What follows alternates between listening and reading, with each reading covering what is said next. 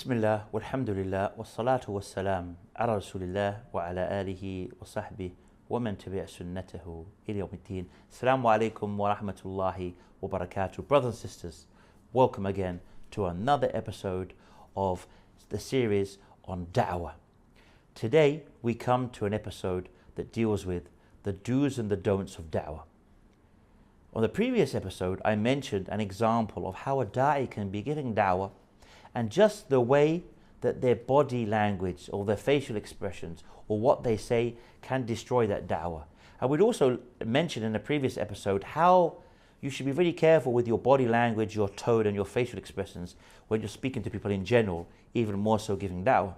And I mentioned that this da'i I had seen on several occasions giving da'wah when the person didn't understand would say things like, "Oh, come on.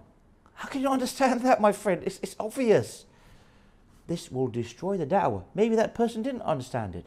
Sometimes we as Muslims, we believe in Allah. We are Muslims, we don't understand a concept. We may go to a lesson of a sheikh, we don't understand. Is it fair to make fun of us? No. So you should not do this. This is a bad characteristic, whether you're doing it with a Muslim or a non-Muslim. How about when you're trying to invite the person to the truth and then you sneer or you laugh or you make them think that they are inferior or they are not clever, or they are dumb because they didn't understand your concept? That is a very bad thing. So also, we should not attack or be aggressive.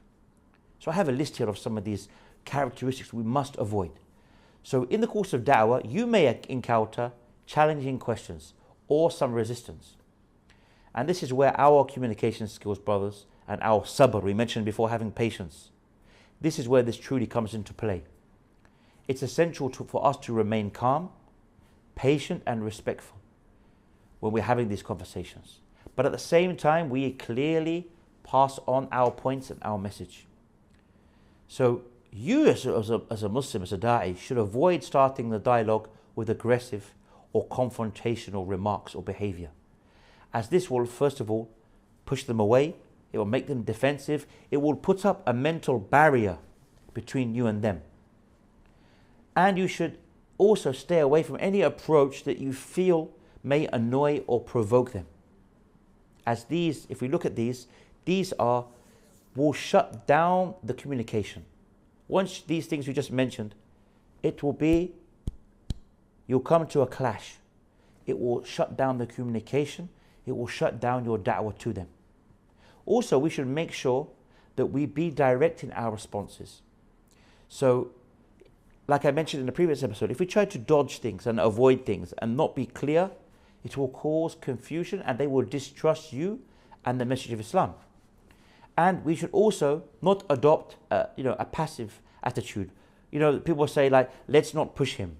Of course, you cannot keep pushing someone to Islam, but when you see the person is really interested in Islam, you can at least say to them, my friend, you seem very interested, or you seem very moved by what I'm telling you.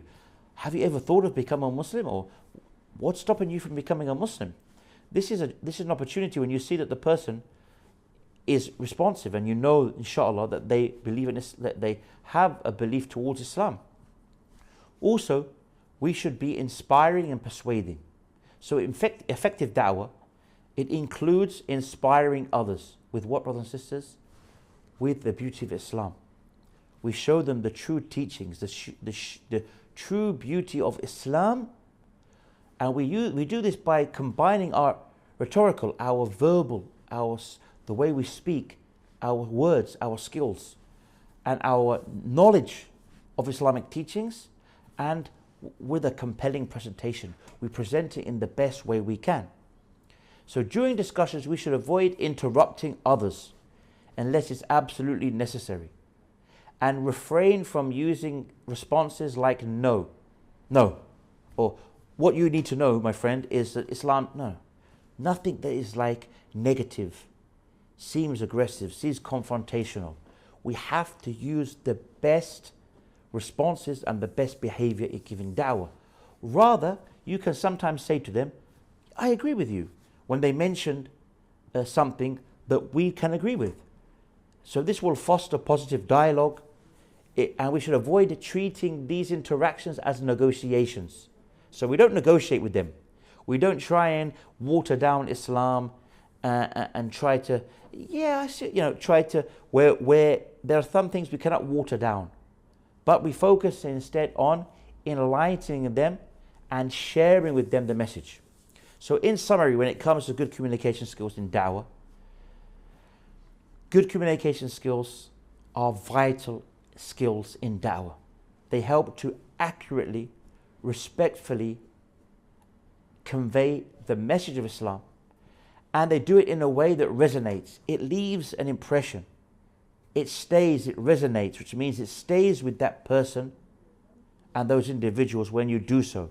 They will remember it one way or the other, in a positive way at least, and it will stay with them, inshallah, in their minds.